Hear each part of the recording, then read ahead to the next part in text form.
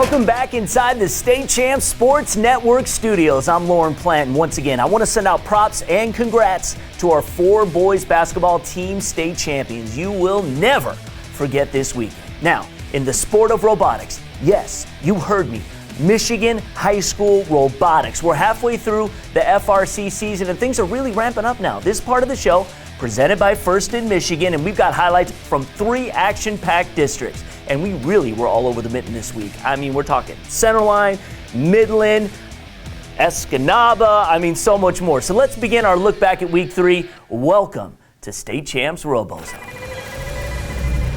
Centerline High School had a very east side flavor this season with a total of 20 teams from the city of Detroit on hand to test their skills. After a lot of back and forth in the rankings during qualification, the Farmington Hills Riveters secured the first seed, followed by last year's Centerline champs, the Waterford Captains, in second. Before the elimination rounds, the top seeds coming off qualification received the first picks to fill out their 3-team competition alliance. The rest of the seeds draft from there. Number 1 Farmington Hills teamed up with the Hamtramck Cosmos and the Wrecking Crew from Detroit. Meanwhile, Waterford joined forces with Novi High School and Detroit's Mercy Midnight Storm. With no surprises in the quarters, we jumped to the semifinals between the number 1 Riveters Alliance versus the number 4 RoboCubs from UD Jesuit. The RoboCubs scored quickly and often in the low goal. The match was a dead heat until this. 30 seconds ago, the Riveters jumped the rock wall and it did not end well. That was all Jesuit and their teammates from Our Lady of the Lakes and Detroit's Pink Panthers would need to knock the number 1 group out of the tournament. In the second semis, the Waterford-Kettering Alliance applied a fusion of high and low goal scoring, with the Mercy Midnight Storm acting as a breaching specialist. This combo worked like peanut butter and jelly. Big blowout match 1 win over the number 3 Alliance. In match 2, the number 3 squad, led by the Midland team, got their mojo back, digging in and clearing all 5 defensives. They led most of the match, but a last-second tower scale by the captains, enough for the 103-95-point win and a trip to the finals for the number 2 Alliance. Waterford looked like they were in position to repeat their Centerline victory from a year ago. The district finals were a battle royale. After losing the first match, things looked bleak for the underdog number 4 Alliance. But the RoboCubs switched their strategy to low goal scoring, and the Red Alliance would score a total of 10 balls and capture the tower in the final seconds. The captains missed their shot at the scaling bonus, and the final result, 115-114, a 1-point win for the number 4 Alliance, and the Centerline finals were deadlocked. In the final match, the 4s continued their strategy of low goal scoring, with all 3 teams bringing in balls from the neutral zone. The number 2 Alliance kept on scoring, and with 30 seconds to go, still had a 3-point lead. But then, tragedy struck as the Novi robot appeared to have a drivetrain issue, and they were done. Number 4 captured the tower for the 25-point bonus and the win.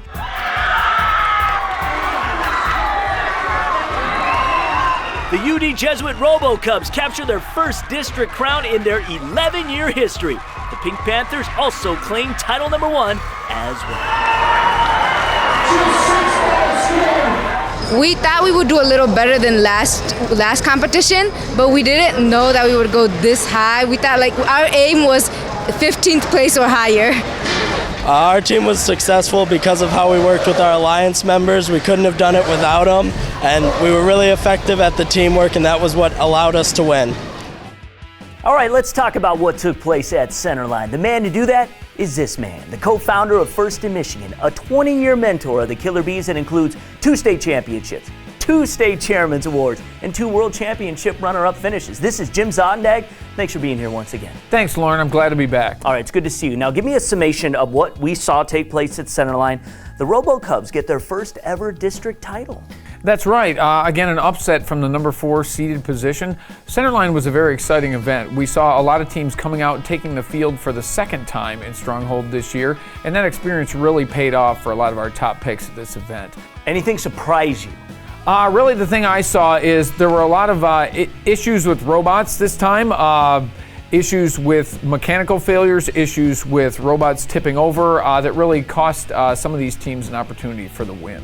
Okay, Jim will be back to talk Midland a little bit later and update his state rankings, so stay with us.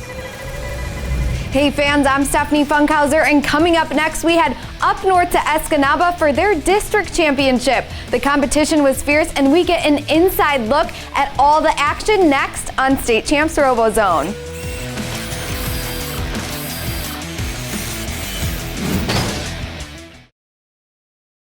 We want you. We are Lawrence Technological University, and we don't want just anyone. We want the brainiacs, visionaries, geniuses, and game changers. We want the students who will change the world through technology, science, business, and design. So if you're ready to explore your possibilities, We want you at LTU. Lawrence Tech, possible is everything. Genius is not born. It's nurtured. It's curious. Genius takes teamwork, patience. It keeps going until that moment when it shines. Introducing the Generation Genius Project, a consumer's energy educational initiative to inspire a passion in science, technology, engineering, and math. Discover the genius in all of us. Fundraising should be fresh, flavorful, and simple. We have the perfect solution at Hungry Howie's, Dough Raiser. Your nonprofit organization can sell paper pizza certificates that your customers can redeem for one medium pizza at participating Hungry Howie's locations. Go to doughraiser.com to learn about, sign up for, and order everything Dough Raiser. Request a Dough Raiser kit for your group today. Your next fundraiser comes with flavored crust. Welcome to Hungry Howie's Dough Raiser.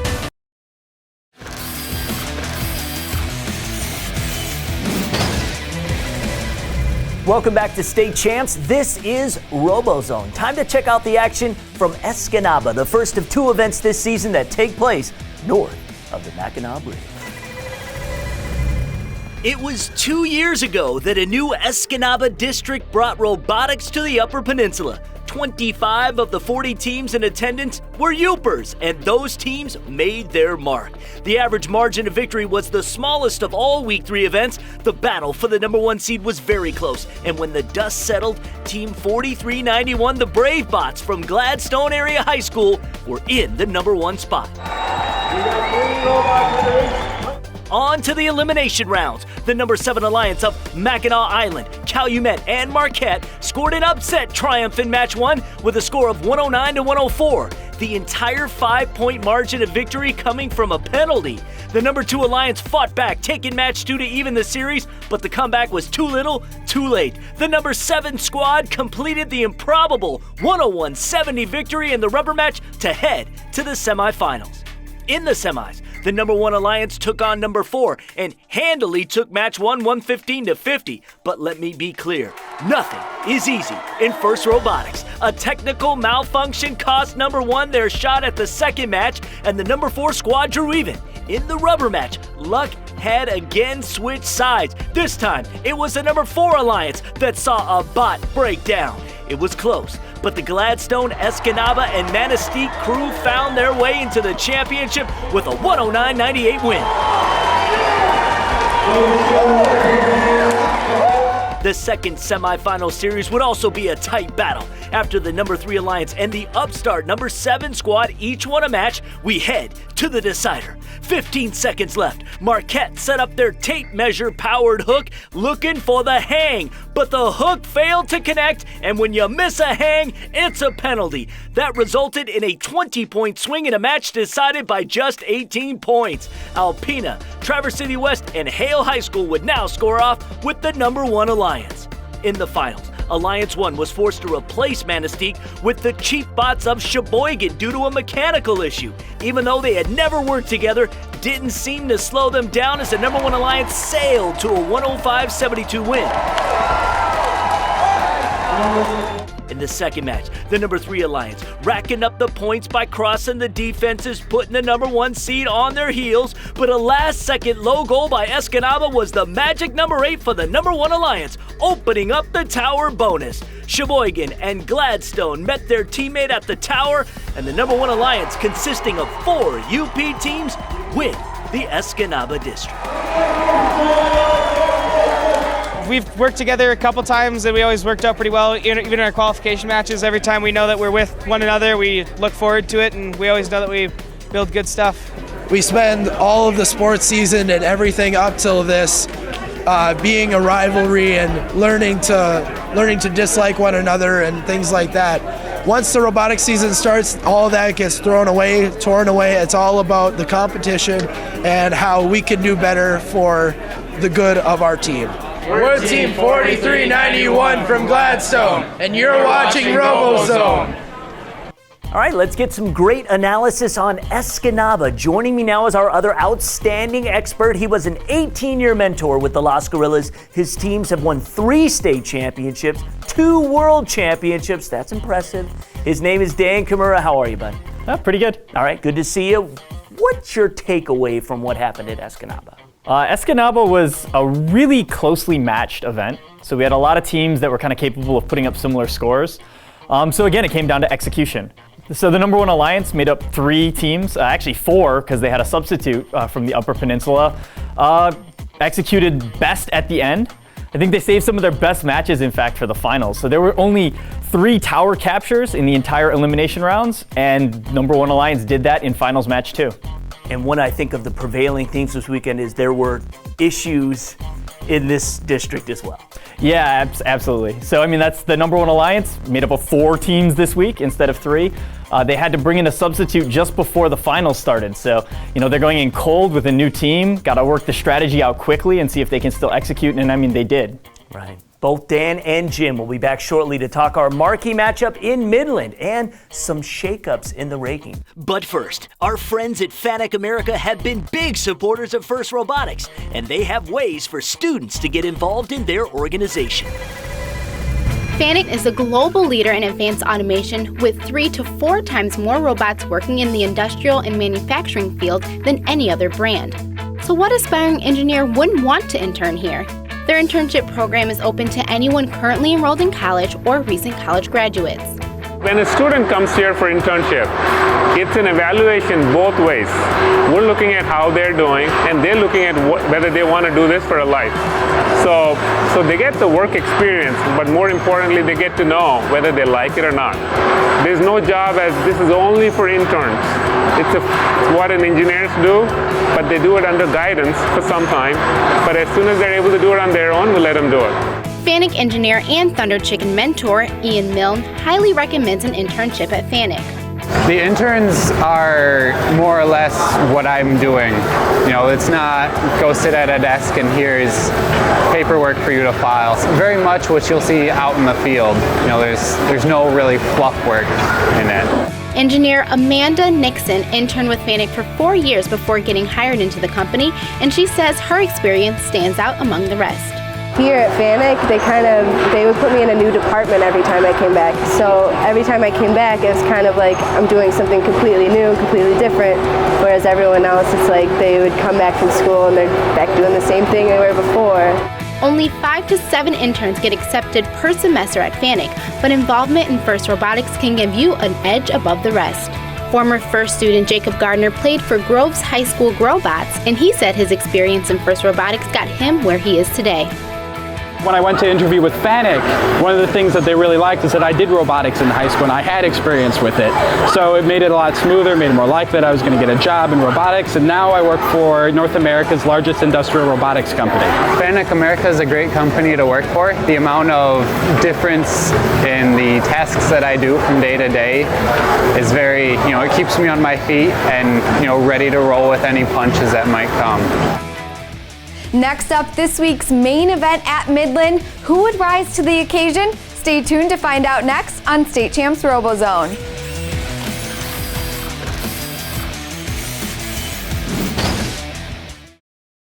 FANUC America is the #1 supplier of robots, CNCs, and factory automation. Our certified automation training prepares students for high-tech careers in advanced manufacturing. Manufacturers use automation to maximize productivity. That's why high-paying careers in advanced automation are in demand today. Our CERT program provides manufacturers and educators a STEM-based curriculum centered on robotics and automation training. Contact FANUC to learn more about our certified automation training programs. The Association for Advancing Automation is the global advocate for the benefits of automating, improving efficiency, quality, safety, and speed. A3 specializes in robotics, machine vision, motion control, and motors, representing over 900 companies, providing market research, certification, conferences, and educational opportunities. Robotics and automation, creating great careers today and for the future. Visit a3automate.org to see how robotics and automation can transform the way you do business. Hungry Howie's founded flavored crust, but how can we really own flavor? One word, brand extensions. Behold, butter cheese toothpaste. You actually made a tube of toothpaste. Not just one, check it. I got sesame, Asiago cheese, onion. Where are these coming from? I've got an intern. Really? Hey, order online and get a meal deal for any size budget. Hungry Howie's! Genius is not born. It's nurtured. It's curious. Genius takes teamwork, patience. It keeps going until that moment when it shines. Introducing the Generation Genius Project, a consumer's energy educational initiative to inspire a passion in science, technology, engineering, and math. Discover the genius in all of us.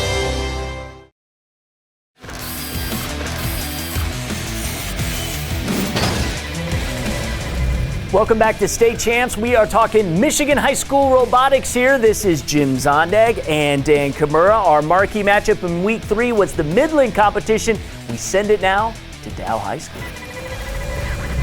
Over a dozen teams arrived in Midland for their second district competition of the year. They came up short in their first go at Stronghold. This was an opportunity for redemption. Even with all of that experience, the #1 seed coming out of qualifying, a rookie squad with a rather impressive name, the Legends of Robotics, repping Bay City All Saints High School.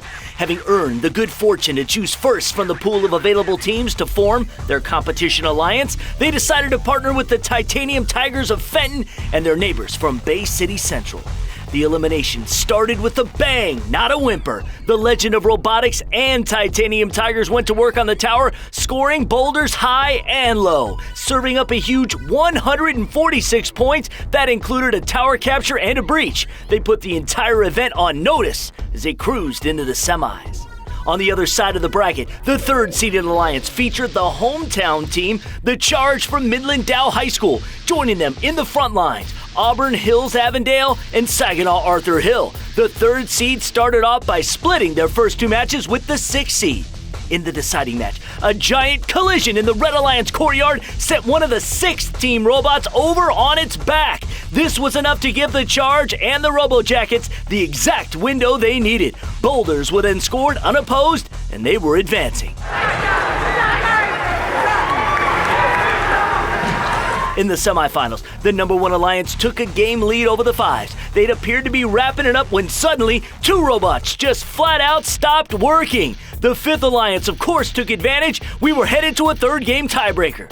Back at full strength, the #1 alliance focused on the teamwork necessary for success. A total of 10 boulders were scored. They breached the defenses and captured the tower. All in all, they put up 150 points, and the fifth seeds were out. The #1 team now in the finals. On the other side of the bracket, the Petoskey Paladins squared off against the Charge from Midland. Using Arthur Hill's Jackbotics to play defense on the Paladins, they were able to neutralize the scoring of the #2 seeded alliance. This was a brilliant move, and the third seeded alliance, and in convincing fashion, mind you, gave them the upset. To the title tilt we go. And if it ain't broke, don't fix it. The third seeds used their same strategy to manage the scoring of the First Alliance. Jack Boddick's able to keep the Titanium Tigers at bay for the entire match, allowing just a single high goal. With the last second score by the Charge, the Third Alliance grabbed the tower, first match win. In the second finale, both alliances came out with all their might, but while attempting to cross a defense, the legend of robotics got hung up. At the same time, the Titanium Tigers lost communication again, unable to move. Unfortunately for them, they were both out of commission for most of the match. That left the door open for the Third Alliance. They seized the tire, and the host school, Midland Dow, Saginaw Arthur Hill, and Auburn Hills Avondale wear the crown. In the last 2 weeks, we've done as much as we can to make sure that all the problems we faced at Sterling or Standish were resolved. We fixed all our code. We had mechanical changes, electrical changes, and we came in really prepared. We wanted to do our best, and we did everything we wanted to do at our maximum potential. It is extremely surreal. We put so much time into it, and this is our first states. This is our first time ever getting into states, so it just seems fake. All right, Dan Kimura, Jim Zondag, back with me on set. We've got the ARC here, as we call it. All right, Jim, one thing we noticed is we've had a lot of technical issues. Teams are still getting stuck from time to time. Your thoughts?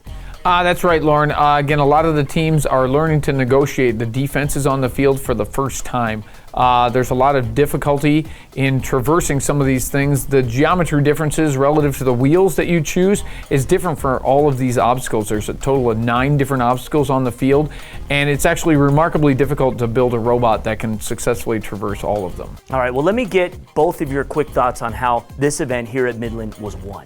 So finals match 1, we saw 52-22. The Jack Boddics from Saginaw played probably the best defense I've seen all year. So they were going up against an alliance that was actually scoring a decent number of high goals, and they brought that number way down with this defense.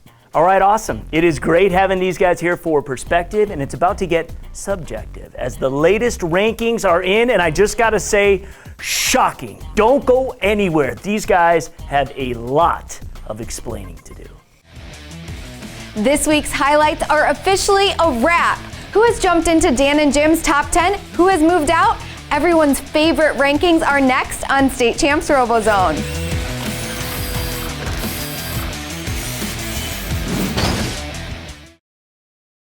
Your home for high school sports is Michigan's original high school sports show, State Champs.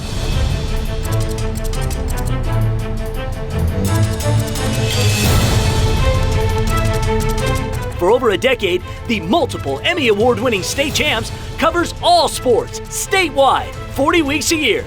Catch State Champs Sundays at 9 a.m. on Fox Sports Detroit and StateChampsNetwork.com. We want you. We are Lawrence Technological University, and we don't want just anyone. We want the brainiacs, visionaries, geniuses, and game changers. We want the students who will change the world through technology, science, business, and design. So if you're ready to explore your possibilities, we want you at LTU. Lawrence Tech. Possible is everything.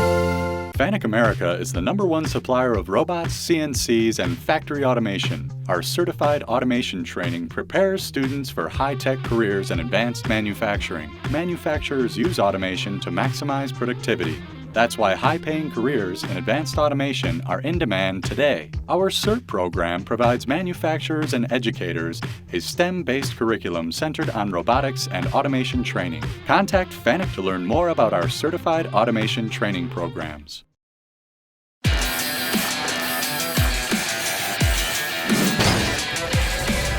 Welcome back to State Champs and our final segment of State Champs RoboZone for this week. Now, before the break, I talked about the explosive changes in this week's rankings, but in reality, it was just a really good tease to get you to come back, and here you are. Okay, Jim Zondag and Dan Kimura have their rankings, which you can check out at our website, RoboZoneTV.com, and while I'm at it, why don't you tweet at us questions that you want us to talk about right here on RoboZone? You could tweet at us at RoboZone Show.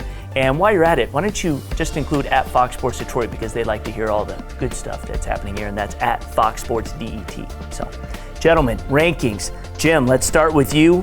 I know there really isn't a whole lot of changes between what you guys have done, and you guys are actually pretty much in lockstep, but let's talk about what you've got in here. Okay, we got a lot of solidification in the rankings. It's starting to happen. About 82% of the teams in the state of Michigan have played so far. Most of the higher ranked teams that would be likely to get into our top 10 have played at least one time now. The change I have is UD's Jesuit 1701. I brought them into the top 10 in my number 6 position. Finally, have hit their stride. Again, they're taking the field again. They've already played one district. They came back, learned from their experience. From the number 4 spot, they upset the number 1 alliance and the number 2 alliance to win the Centerline tournament. So I moved them into my top 10. Other than that, how about your top 3? Other than that, my top 3 were really pending reappearances by Hot, NC Gears, and the Killer Bees. All of them are playing in the weeks 4, 5, and 6 tournaments again for the second time. We'll see if they have improvements on top of what they've already shown.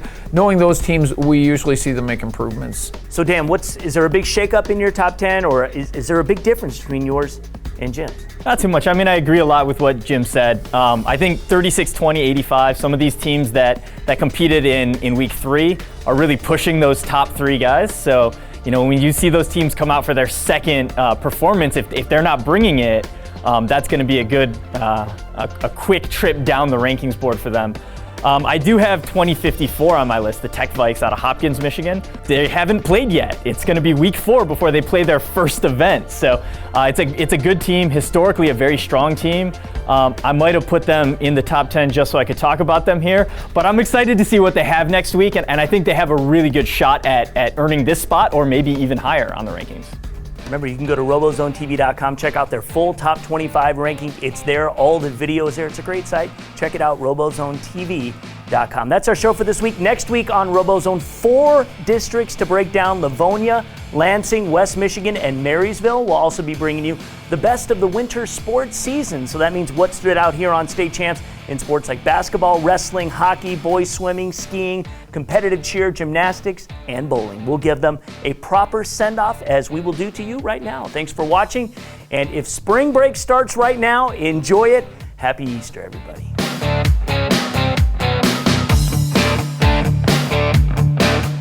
State Champs and State Champs RoboZone is presented by Lawrence Technological University. Possible is everything. And First in Michigan, Michigan's premier provider of K-12 robotics programs. Also brought to you by Fanuc America, the leading supplier of robots, CNCs, and factory automation. Sarah Chevrolet, the low payment people. Visit us at lowpayment.cars. Consumers Energy, encouraging your inner genius. The Association for Advancing Automation, promoting automation technologies and ideas that transform the way business is done. Meijer, your destination for sporting goods and equipment. And Hungry Howie's Dough Raiser, your next fundraiser comes with flavored crust.